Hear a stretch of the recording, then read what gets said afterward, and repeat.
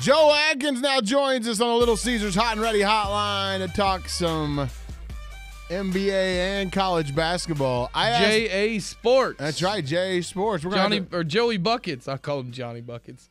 Joey Buckets. We're gonna have to ask him for a pick here later, maybe for tonight's. Maybe play some easy money with us. Tonight's Thunder Hawks game.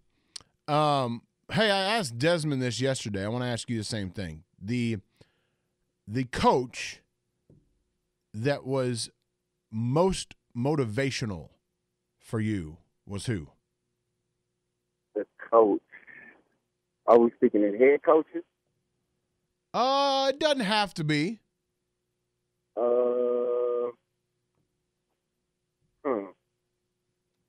I thought you would go Coach Griffin on this one. Well, I mean, he wasn't really like a guy. I've never really played for a coach that got up in front of the team and like gave these great like Luke Rodney speeches and you just go out and win one for the gift. I mean, you know, we've had things happen in the university and we may have wanted to win more, but Coach Griffin wasn't the guy that did that. Eddie Sutton wasn't the guy that did that. Especially, I didn't understand what they were saying half the time, so I don't know what they were saying to me. They could have been motivating me, but I would say. So really, the coaches didn't really motivate you. I mean, the coaches I played for, they just always kind of prepared you to win. So you already knew what to do. So now it was up to you. It didn't matter what the speech was on. I mean, I'm sure there was some people in the other locker rooms that were playing against us that gave great speeches in high school, but we went 30-0. So. Well, was there an opponent that motivated you over any other in high school or college or now you have now that all the time. I mean, a lot of the conference play because everyone, you know, because you're there, you see those guys, so you kind of either gonna like them or not like them. So it's definitely some of them are your friends, so you want to win the war with them because you're going against your boys, and some of them. Like in the Oklahoma City Hoopsters, a lot of them were just rivals. So those were always the most exciting games. Were the ones when I was in high school where the crowd was much more a different style of crowd when I was in high school. Joe, how do you react when you see all the KD to DC stuff? What's your reaction to that? I mean, I wouldn't do it, but I could see what they're trying to do that. I mean, I really don't look into it. I mean, he's going to do whatever he's going to do. I think that's not going to matter. Is when it comes down to it. I mean, of course, being now that LeBron has went back home, now that everybody feels again, now to make every great player needs to play back in his home city. I guess we'll see Blake to OKC sign here shortly. So I don't know. Joe Adkins would open up cap space for Blake Griffin. Joe Adkins on the Little Caesars Hot and Ready hotline. I mean, I don't know. The whole all-star thing surprises me. I mean, it's always been, you know, the starting lineups have been a popularity contest, right? Well, yeah. Well, Kevin Durant didn't make that. I know. That was weird to me. And I heard you talking about that earlier, and I kind of was thinking the same thing, like, well, what happened? Because, I mean, just last season, you didn't see, I mean, every person they had KDs on. And, you know, last in the playoffs in L.A., he had a whole section in Foot Locker in L.A., and it was bigger than Kobe. I was like, man, Kevin Durant, I guess because we saw him every day, we just didn't appreciate how big a star he was. And then this year, to come right back just months later, and he doesn't get voted as a starter, I thought that was weird. I was like, well, have people fallen off of him, or just what's the deal? Why? What happened? Do you have a theory, or do you not know? I don't. I was baffled by it as well because, I mean, all I see, you know, you still see, I guess he hadn't got the national attention this year because he was hurt half the season, so maybe because he wasn't thrown into the forefront, maybe where people were paying attention, or I don't know. I don't know, Zach. I'm kind of confused about that as well. Joe, switching over to college basketball, this weekend Oklahoma State goes to Kansas State. Right now, Joe Lunardi, the bracketology guy from ESPN, he's got, and this is from his bracket he updated yesterday, he's got Oklahoma State as a 9 seed right now.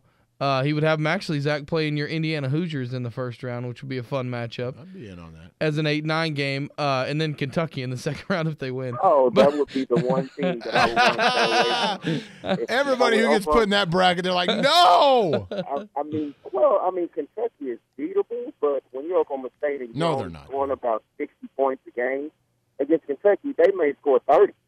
So there's no way they would be able to win that game. So that's the one team, because of how Oklahoma State feels, where the size is just too overwhelming for them. They would have to definitely stay away from that. But, the NCAA loves to do things like that, so that wouldn't be surprising me if they're 8 or 9. And obviously it's way too early, to say they're going to play Kentucky or even be a 9 seed. But he has Oklahoma State in. He doesn't have Kansas State in. How important is it for OSU to go up there and get a season sweep of Kansas State? Because I think we would both, all of us would agree, there's not going to be 8 or 9 teams. It's probably going to cap out at about 7 in the Big 12 that make it, right? Yeah, I think so. In K-State, they're a team that they played a lot better once they got in league play. I think they're 4-2, so that they're right there. So if you can sweep them, so that 17, it may just very well come down to Oklahoma State or Kansas State. So if you can sweep that team, you definitely get an advantage when you're talking about the NCAA competition. Joe Adkins with us on the Little Caesars Hot and Ready Hotline on 107.7 The Franchise. This has kind of been my question du jour today as it pertains to the Thunder. Switching back to them real quick. Do you have a reason as to why they've kind of turned the corner, if that's the right word for it, if that's the right phrase? Yeah, they're in 10th place. They did what? I didn't hear that. They're in 10th place. I mean, what else are they going to do? They're not in the playoffs. Well, yeah, but they've been there for a while. And now all of a sudden, now they're playing well. At some point, we all more knew urgency. That they were going to start to kick in and play well, and they're not. We're not just going to say that they're out of the water yet. I mean, they're starting to build some momentum, but they're going to have to continue to play well because Phoenix is still playing well, and they're at 8, and they're winning games as well. So Oklahoma City, the pressure is on Oklahoma City right now. They don't really put pressure on Phoenix until they catch it. Does this team need Reggie Jackson to make a run, to get to that 8 seed? Do they need him, or can they afford to trade him for pieces down the road?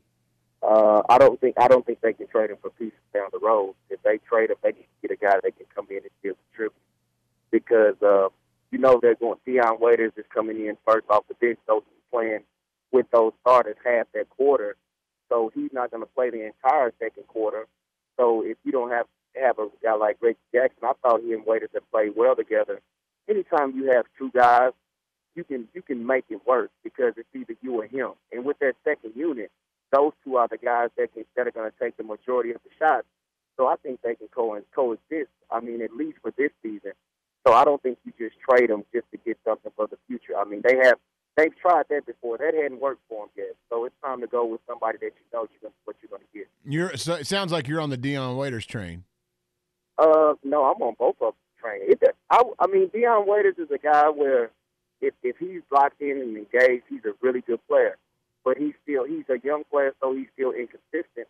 I think Reggie Jackson, if you take their careers right now, Reggie's probably a little bit ahead of Deion Waiters with maybe Deion Waiters because of the athleticism and things like that being bigger. He may have a little more upside. So, I mean, it's just about I don't think Deion Waiters is the guy that you just say, Reggie, you go ahead, and we're going to leave it in Deion Waiters' hands. I don't know if he's that guy because the team, it's all about the team. If you take Reggie Jackson away, you've actually taken one of your best offensive players off the team. So in doing that, you haven't been, as of late, you've been that much better defensively. But I still don't see the Oklahoma City Thunder as a great defensive team. So Reggie Jackson being one of your best offensive players, I think if you're going to trade him, you have to get some people that are either going to be really, really good defenders or really good offensive players. All right. So tonight, let's talk. If we could put Joe Adkins away and bring out JA Sports, please. Let's get JA Sports on the line here. This is JA Sports. This is our 5-star pick of the day. We are a whopping 91-9 in our last 100 games over the last 4 weeks. Get out of here. You can see you can you can subscribe to us. Zach, you can't laugh, man. I'm doing At my pick. Joe A. Can't 35. laugh while I'm doing my pick. Can you let me finish, please? Yeah, go ahead. I'm sorry. Yes, go ahead. This is our East-West interconference lock of the year. We are giving this package away for $59.95.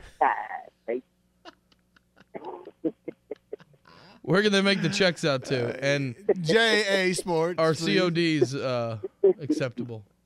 Yeah, Like, you got to pay the Sports. cash up front. Like JA would be by, his boys would be by with like a baseball bat. That's how they roll. They come by. Yeah, and if you want to pay by credit card, I'll bring the swiper deal over for you. You can swipe right away. Oh, There's no problem with that.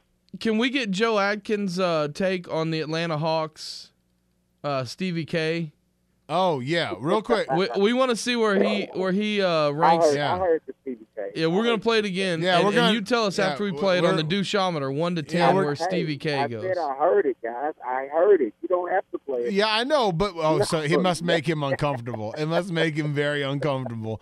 No, why would it make me uncomfortable? Well, I don't, because you're like, I heard it. Well, we need the listeners to hear it who have just tuned in. Oh, okay. Well, let's let the listeners hear it. All right. Here it is. This is, if you missed it, this is Stevie K is what he calls himself, the CEO of the Atlanta Hawks, the real CEO of the Atlanta Hawks, and T.I. doing a crappy Atlanta Hawks promo. Here we go. Saturday, November 1st, opening night for the Atlanta Hawks. T.I. is going to be there. Stevie K is going to be there. We need you to be there. You should be there. Be there. Make it your business. Be there. Yeah, Hustle Gang over everything. Hustle by the way. Gang's going to be there. For sure. For shizzle. That was a nice touch. You like that? All right. I tried. Hustle Gang go over everything, Joe. Scale of 1 to 10 on the douchometer. I mean, through summer, I don't know. Kind of clownish. I mean, maybe. I don't know. I can't rate them like that. Yeah, you do. You know, you're just trying to be nice. I mean, but how about that? Stevie K hangs out with T.I. You ever had a white guy say for shizzle to you to think you was sounding cool? Oh my gosh. Oh, of course. Have you really? And how do you react to that? I just okay. Okay. Yeah. Okay.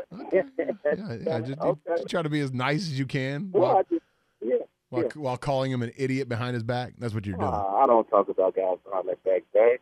I'm not that type of guy. All right. All right. See you later, buddy. All right, Oh, you hey, guys wait have a minute. good Wait a day. minute. Whoa, Wait a minute. whoa, Wait a whoa. minute. Wait a minute. Hawks minus 4.5. Who you got? You'll have to call JA Sports 1-800 JOEA Sports 5. See you later, Joe. See you later. All right, You're done Zach, all right. promoting your little act here. This is it. See ya. I am 4-0 versus Zach McCrite. Get out. No, you're not. Get out of here. Joe Adkins, everybody, on the Little Cedars Hot and Ready Hotline.